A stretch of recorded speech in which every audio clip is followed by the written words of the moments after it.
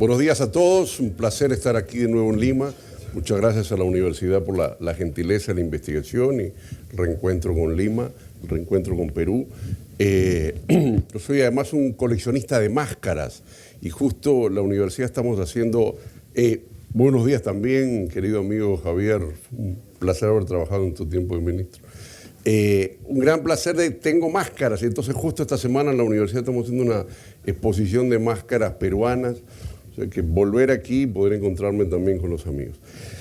Yo voy a hacer una referencia, una reflexión sobre todo el área de la internacionalización que me pidieron que conversara, pero un poco cuáles son las diversas características o las tipologías más complejas de los procesos de internacionalización en curso, cómo estamos en América Latina en algunas de ellas, y de alguna forma cómo ello es hoy el centro de la política universitaria. Hasta ahora la internacionalización era casi una sofisticación en modelos de élite, la presencia de la complejidad del tema internacional era visto muy marginal a la dirección central de las instituciones universitarias, y hoy cada vez la misión, la visión, la complejidad del tema internacional se nos vuelve mucho más fundamental en esta materia.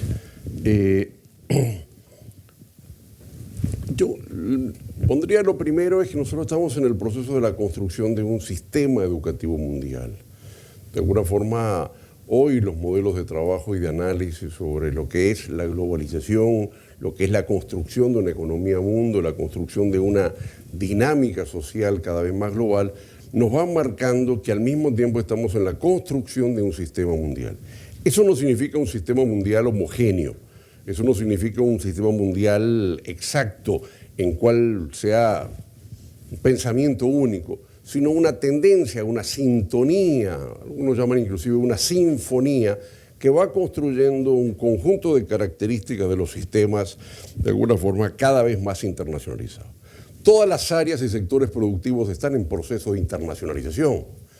De alguna forma, es claro que la industria bancaria o la industria financiera es altamente internacional en su dinámica, en su formulación, en las tasas de interés, en los recursos y los mecanismos.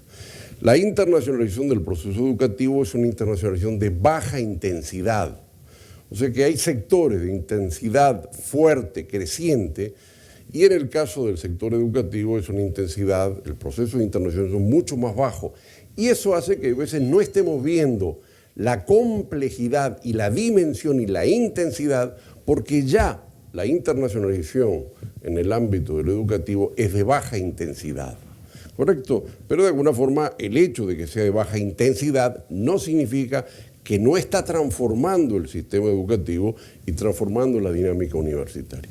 En este escenario podremos reflexionar que lo que llamamos procesos de internacionalización en las instituciones, en la movilidad estudiantil, en el currículo, en un conjunto de variables a analizar, son las formas específicas en las cuales se están hilvanando la construcción de esta dinámica de la globalización educativa. De alguna forma, son los conectores, los mecanismos, ¿correcto? La forma en la cual se articula esta dinámica de convergencia y también de divergencia. Hoy, los sistemas universitarios casi se diferencian o se asimilan en respecto a cómo están en relación a los temas internacionales. Lo segundo es el tema de las asimetrías. ¿Qué es lo que hace, cuál es la fuerza de la dinámica de la internacionalización? Bueno, uno de los elementos más centrales es las asimetrías. Tenemos un sistema educativo mundial con enormes niveles de asimetrías, algunas muy notorias. Lo que es la producción de conocimiento en algunos países, que es muy baja en América Latina, patentes, volúmenes de revistas indexadas, producción de doctores, respecto a otras áreas de la sociedad. O inclusive en algunas sociedades la presencia muy baja de mujeres en el mundo árabe, o la presencia de bajos sectores de financiamiento de algunas instituciones, como recién analizaba muy bien Brunner. O sea, de alguna forma tenemos un sistema con enormes niveles de asimetrías en su proceso de construcción y que de alguna forma parte de esta dinámica de la internacional es cómo se están construyendo algunos niveles de simetrías. O sea, cuando el aprendizaje que yo hago en un país es inferior a otros niveles de aprendizaje de otras personas, yo hago un posgrado para ver si eso mejora mis competencias. O sea, para entrar hoy en un organismo internacional no te vale un doctorado de América Latina, sino que tienes que tener una anglosajona. Por lo tanto, la gente hace una movilidad, toma una decisión en base a esa simetría en la construcción de las capacidades, en la construcción del escenario de las competencias de las personas. De alguna forma, este tema de la simetría es uno de los elementos determinantes para el estudio. El otro elemento que quisiera referir es que de alguna forma nosotros estamos en una gran transición global del pasaje de educaciones nacionales a educaciones internacionales. De alguna forma, la gran película que vemos en el interior del sistema universitario es pasar de una educación de estudiantes nacionales, profesores nacionales, modalidades nacionales, currículos nacionales, estructuras nacionales, pertinencias nacionales, etcétera, etcétera, etcétera, que es lo dominante que ha sido en el pasado, a un escenario que en distinta proporción las instituciones se están internacionalizando. De alguna forma estamos también pasando de una lógica que en el derecho podría decirse del pasaje de una educación como un derecho de primera y segunda generación, donde el rol del Estado es fundamental, a una educación de tercera generación. ¿Qué significa? Que para poder tú cumplir el derecho de primera generación, el acceso a la educación, el escenario internacional es fundamental. Sin Internet, ustedes no tienen la formación de competencias que quisieran. Sin la posibilidad de la movilidad, no tienen la capacidad de poder construir su propio derecho, que es como el derecho de primera generación. Y el segundo, que sería el rol del Estado determinando, en este caso es el rol del Estado permitiendo que usted pueda cumplir en el ámbito internacional la realización de su derecho al acceso a la educación. O sea, de alguna forma lo que estamos en un escenario es que el derecho internacional, el acceso a la globalización, al acceso a la información, a la movilidad, que son varios de los elementos determinantes de los aspectos internacionales, se vuelven fundamentales para realizar tu derecho. Por lo tanto, en la discusión de un marco normativo sobre la educación superior, hoy los temas internacionales son fundamentales. Tú no logras cumplir tu derecho al acceso a la educación, no logras construir el mejor sistema universitario que tenga la posibilidad del país en curso, si no es tomando en referencia las variables internacionales cada vez más significativas. De alguna forma, esto implica también escenarios de política universitaria, de armonización de normas, de acceso a la información, de estandarización de procesos. O sea, nosotros tenemos un mundo que está construyendo un formato de 4 años de grado, 2 de maestría, 2 de doctorado, un 4-2-2, un sistema de créditos internacionales, los CTS, etcétera, etcétera. Y de alguna forma, esa es una construcción mundial de estándares que se está realizando. Y de alguna forma, hoy es, por ejemplo, una injusticia, un estudiante estudia 5 años para una carrera en un país y en el otro estudia 4. Y de alguna forma, más allá de las capacidades y las competencias y los niveles de aprendizaje, de alguna forma, esa persona no está en igualdad en un mundo que es cada vez más competitivo, cada vez más global y donde las variables empiezan a ser cada vez mucho más internacionales. De alguna forma, este es el segundo gran contexto del tema de lo internacional. La tercera referencia que querría registrar es que nosotros estamos dentro de América Latina en un escenario donde la mayor tendencia, o una, perdón, de las mayores tendencias, es el escenario de lo internacional. O sea, nosotros estamos 5 o 6 grandes, enormes tendencias educativas. La tendencia a la masificación, los sistemas están masificándose crecientemente en primaria, secundaria, posgrado, o sea, hay un escenario fuerte. Tenemos un escenario de diferenciación de los sistemas universitarios en el cual se diferencian carreras, campos disciplinarios, formas y modalidades pedagógicas, características de los sistemas, o sea, una tipología que ha hecho más grande. Tenemos un escenario de regulaciones, de alguna forma esta discusión que tienen ustedes es parte de una tendencia global a que hay que regular sistemas, hay que regular la forma de la competencia, los sistemas masivos requieren regulación. Tenemos claro que es un escenario cada vez más mercantil, correcto, en términos de la construcción de las capacidades y el financiamiento de ello. Tenemos un escenario internacional vinculado a la virtualización, o sea, lo que es las nuevas tecnologías, el aprendizaje. No podemos y no estamos en un camino de tiza, lengua y pizarrón, sino un camino de tecnología. Y al mismo tiempo estamos en un camino de internacionalización. Cada una de estas se retroalimenta. O sea, cuanto más aumentamos la masificación se relaciona a la internacionalización. Cuanto más podamos internacionalizar los sistemas, más podemos acceder a la masificación de la cobertura. Cuanto más logramos sistemas internacionales, al mismo tiempo estamos aumentando el nivel de diferenciación y diversidad de los sistemas. Cuanto más aumentamos la internacionalización, también se aumenta la virtualización. Son dinámicas que se retroalimentan. Pero de alguna forma nuestro tema es analizar específicamente los aspectos de esta internacionalización confusa, compleja, en curso, de baja intensidad, que de alguna forma todavía no tienen conjunto de indicadores significativos, que carece de información en muchos ámbitos, pero que de alguna forma se está volviendo en la misión y en los modelos de gestión determinante en nuestras universidades. Tradicionalmente, en los últimos años se ha analizado a partir de la OMC, que es la primera que reflexionó para tratar de hacer una tipología, una característica de la internacionalización, 4 grandes áreas que referían a la movilidad estudiantil, la movilidad docente, la movilidad de instituciones, o sea, el traslado de instituciones y, obviamente, también lo que es la educación transfronteriza, o sea, la prestación del servicio educativo desde un país hacia otro país, y eso hoy solo se puede hacer a través de la educación a distancia o la educación virtual. Este es el escenario más tradicional en el cual visualizábamos que movilidad estudiantil, me quedan 10 nada más ya. Vamos a ir apurando, amigos, porque... Bueno, en todo caso, nosotros vamos a analizar muy rápidamente alguna de estas, a ver si podemos reflexionar. Hoy estamos teniendo cada vez más nuevos sectores. O sea, la investigación es un escenario internacional. No hay investigación nacional, la investigación es internacional por definición. Tenemos cada vez sectores de apoyo de bienes y servicios. Las industrias culturales se internacionalizaron completamente a fines de los 60 y los 70 y hoy todo el desarrollo de recursos de aprendizaje cada vez es mucho más complejo. El aseguramiento de la calidad también se ha internacionalizado en lo que son las acreditaciones internacionales que analizaremos.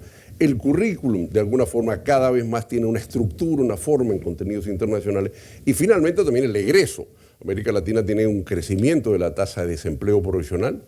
Cada vez por año está aumentando casi un 2% el desempleo y tenemos una migración creciente de profesionales latinoamericanos. Analizaremos entonces muy rápidamente algunas de ellas. Nosotros en materia de internacionalización estudiantil, la región tiene uno de los porcentajes más bajos. O sea, en un mundo que hoy ya tiene 3.6 millones de estudiantes, que ha crecido 78% en los últimos 10 años, según los indicadores de la UNESCO, es claro que tenemos comparativamente menos niveles de internacionalización de estudiantes, tanto de egreso de estudiantes como de ingreso de estudiantes.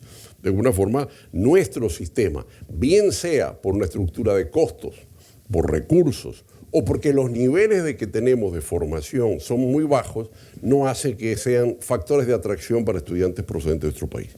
Los estudiantes que más vienen a América Latina son a los países en los cuales el acceso a la educación pública es gratis y donde no hay examen, como en el caso de Argentina o Uruguay, y por lo tanto tenemos un movimiento estudiantil migratorio básicamente de escenarios muy restrictivos.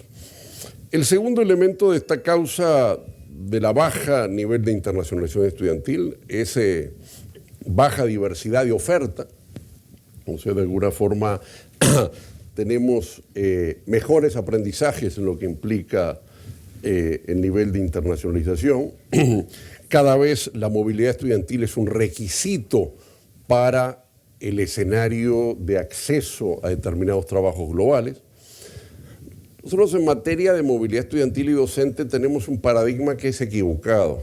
Quiero decir, mientras que en Australia y en Holanda, por ejemplo, la valoración de un docente es no cuántos años estuvo en la institución trabajando, sino en cuántos países y en cuántos sistemas universitarios trabajó.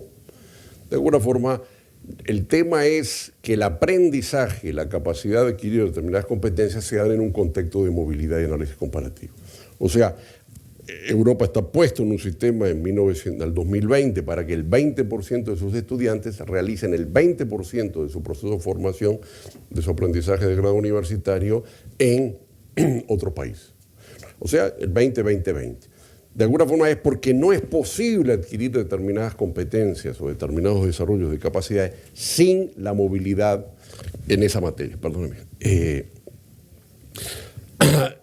Lo segundo que sí tenemos en necesario es el tema de la internacionalización productiva, o sea que es el traslado de instituciones de América Latina hacia afuera, hacia adentro. Nosotros no tenemos instituciones de América Latina que se estén trasladando fuera. Sí tenemos, a diferencia, instituciones extranjeras que se estén trasladando a América Latina. Hoy el 4% de la matrícula global de la región es de instituciones internacionales. Estas instituciones internacionales son for profit y están también marcando un cambio en las reglas de funcionamiento de los sistemas universitarios. La procedencia dominante es de Estados Unidos, el ingreso, como ustedes lo han visto muy fuertemente aquí en Perú, es por la vía de compra, pero de alguna forma estamos teniendo un escenario que en esta internacionalización en curso, la presencia de universidades extranjeras es creciente. O sea, de alguna forma tenemos ya casi 56 instituciones en 15 países, esto implica 5% de la matrícula, que ellas mismas a su vez tienen programas mucho más internacionales en términos de currículum, en términos de las estructuras. Podríamos decir que en materia de internacionalización, la internación de instituciones es significativa para América Latina. Esto nos muestra que también esta internacionalización está marcada sobre todo en aquellos países en los cuales hay una dinámica for profit, o sea que el marco legal permite el escenario de sociedades anónimas en la gestión de instituciones. De alguna forma no es determinante los tratados de libre comercio. Brasil no tiene tratado de libre comercio, pero sí efectivamente tiene un sistema for profit y hoy una parte importante de la matrícula. El proceso de internacionalización en el área específicamente de instituciones está dando un mayor nivel de concentración de instituciones, una presencia creciente en los mercados de estas instituciones for profit, que de alguna forma cada vez tienen mayor un peso de matrícula. ¿Qué es lo que quiero reflexionar? De alguna forma nosotros tenemos un sistema con casi 15.000 instituciones universitarias. En un modelo de cada vez más internacionalización, ¿tendremos 15.000 instituciones? Hoy la tendencia muestra cada vez una presencia internacional de instituciones localizadas en los países de la región con mayor nivel de cobertura y otras instituciones en proceso de crecimiento, cierre, fusión o compra. De alguna forma estamos en una concentración. A medida que las fronteras se están abriendo, en esa misma medida participan nuevos actores oferentes y al mismo tiempo esos actores tienen un escenario de peso cada vez más fuerte. Estos son los 9 grupos que de alguna forma están mostrando un peso cada vez más importante en la matrícula en esa materia. Tercera variable, la internacionalización, que tiene que ver con lo transfronterizo. Nosotros tenemos un funcionamiento muy restrictivo para instituciones virtuales internacionales instalarse en la región.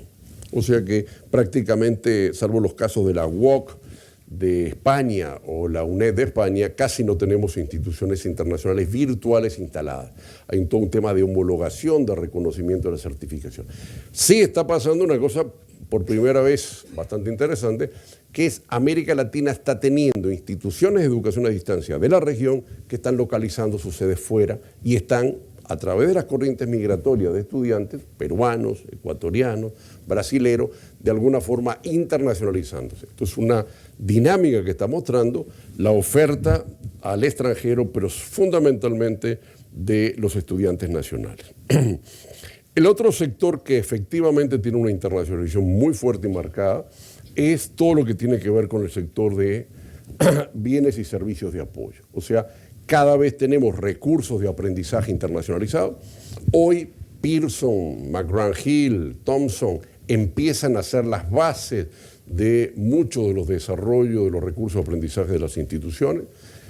Empieza a haber un sistema en el cual estas instituciones ofrecen prácticamente casi la gestión de la institución en términos de inscripción, recursos, cobro, venta de recursos de aprendizaje, formulación de los currículos.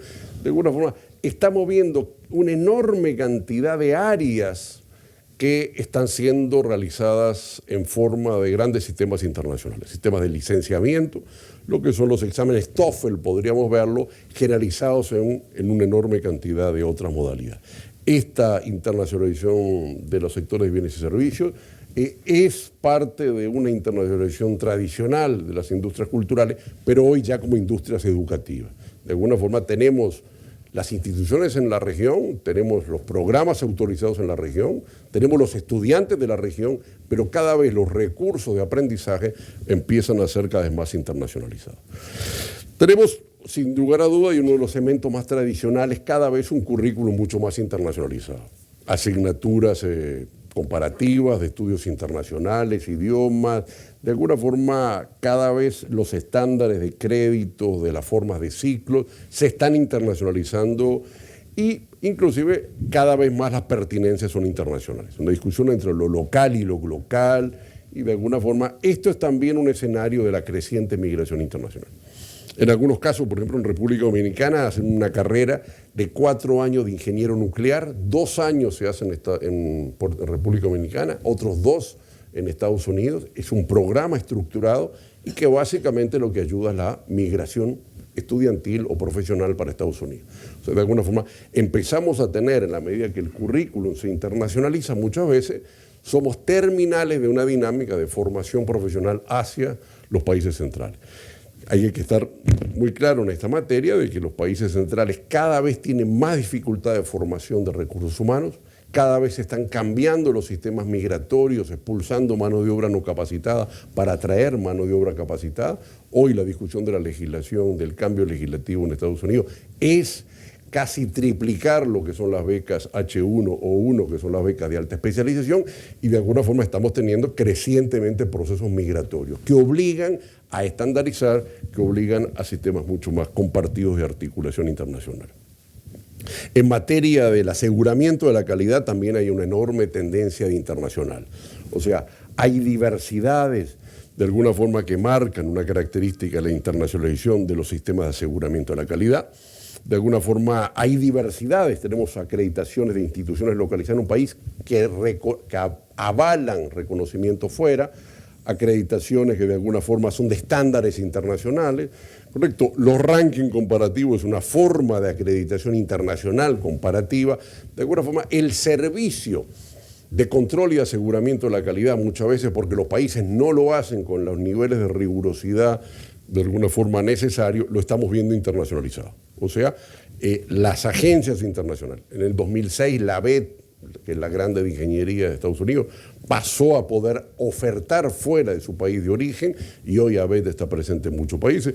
Los mexicanos, cuyas agencias de acreditación, las 27 que tienen, ya todas ellas se están acreditando internacionalmente y hay una enorme playa de organismos de acreditación, bien sea de programas, de instituciones, de bibliotecas, que de alguna forma van fijando unos estándares internacionales, van haciendo una convergencia de los sistemas de aseguramiento de la calidad.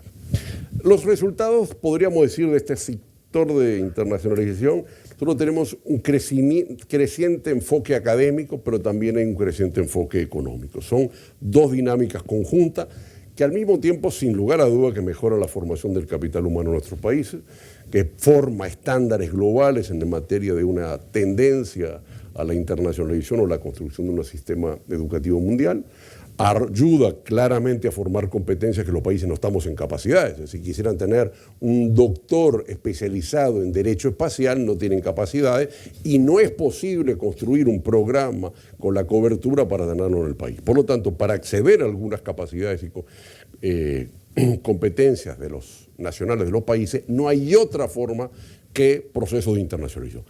¿Cuál es el que quiere cada país? ¿Cuál es el más conveniente?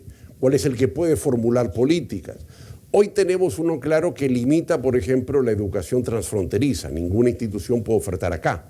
Es mucho más restrictivo. Pero tenemos libertad para que la gente vaya a estudiar afuera. ¿Cuál es el que nos conviene?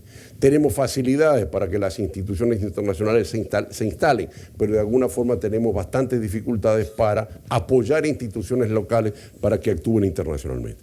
La discusión del tema de la internacionalización, que algunas veces son contradictorias, porque tú puedes tener un nivel de formación diferenciado que te convendría un tipo de internacionalización y efectivamente podría ser más conveniente otro. No todas ellas son a la vez, sino que al mismo tiempo son optativas. Sin lugar a dudas, genera beneficios para algunas instituciones. Es parte de una tendencia mundial de terciarización. Hoy las instituciones universitarias no pueden realizar todos los servicios internamente, necesitan terciarizarlo para aumentar la calidad. La terciarización es parte de una dinámica y tendencia mundial en términos de la logística y de alguna forma, ¿a dónde terciariza? Hoy se terciarizan la evaluación de los exámenes por parte de los estudiantes, se terciarizan los sistemas de hosteo de plataforma, se terciarizan los recursos de aprendizaje o se terciariza también la producción del programa mismo curricular de que efectivamente te lo haga un escenario afuera. Ya no son solo asesorías o consultorías, sino una dinámica permanente de terciarizada que es la tendencia hoy del mundo universitario. En este escenario de conclusiones podríamos decir que sin lugar a dudas, toda la internacionalización está creciendo en la región. Eso es una marea, un agua, un nivel de los mares que podríamos decir que después de la glaciación sube el agua. ¿Correcto? Esa es la tendencia. Algunas están creciendo más que otras. Muchas de ellas probablemente por falta de una política pública que claramente diferencie o establezca. Sin lugar a dudas, está creciendo la educación de erradicación de instituciones extranjeras. No estamos teniendo estudiantes en el extranjero en la dimensión de otros continentes. No estamos atrayendo estudiantes. El sector productor de bienes y servicios prácticamente se internacionalizó todo. Hoy uno revisa los programas de una universidad y McGraw-Hill, etcétera, etcétera, son las bibliografías dominantes en todos los campos profesionales. De alguna forma tenemos ahí un escenario que podríamos decir que la región tiene un muy bajo nivel de internacionalización en términos de lo que son los estándares internacionales. Y finalmente, la dominante es una dominante de internacional for profit que está creciendo el peso en la región en términos de matrícula y en términos no solo de matrícula, sino de concentración de la matrícula en los sistemas universitarios. De alguna forma, si uno piensa lo que fue la región en 1950, veíamos que teníamos empresas nacionales, públicas y privadas. Y hoy, 30 años después, dominantemente son solo empresas públicas e internacionales. De alguna forma, el sector local ha ido decreciendo y eso obviamente requiere necesaria de política pública. En conclusión, la última no es posible hoy construir capacidades y política pública sin los aspectos de la internacionalización. O sea, cuando uno verifica la presencia de universidades con políticas internacionales, son más convenios, miles de convenios que se firman, carencia de estructuras y capacidades o de vicerrectorados en materia de internacionalización, muy bajas competencias y manejo de gestión profesional de esta herramienta, casi un área decorativa en la gestión de las universidades y no parte de una política pública, mucha dependencia de los esquemas alfa, que son los únicos que de alguna forma han alimentado parte de los procesos de internacionalización, carencia de un área regional de América Latina, tenemos mucha más internacionalización hacia afuera, hacia los países centrales que hacia adentro, ¿correcto? Y no se han construido de alguna forma ni instituciones ni procesos continuos de alguna forma de alimentar un mayor nivel de movilidad. De alguna forma la movilidad sin lugar a duda también es limitada porque tenemos estándares totalmente diferenciados en términos de las estructuras y por lo tanto también todos los temas de reconocimiento de crédito y reconocimiento de aprendizaje de alguna forma se nos vuelve complejo. De alguna forma en la materia de internacionalización podríamos decir que la región tiene más debilidades en términos del desarrollo de nuestros sistemas universitarios, de la construcción de capacidades, que en otras regiones del mundo y que de alguna forma una de las explicaciones también de nuestras debilidades académicas en términos de los programas, las evaluaciones, los resultados de los aprendizajes, también está dado por el bajo nivel de atención a la internacionalización, que tiene, como todo elemento en la vida, sus aspectos malos, críticos, buenos, problemáticos, pero que todos impactan hacia nuestras instituciones educativas y que requiere hacer política en la materia. Muchas gracias.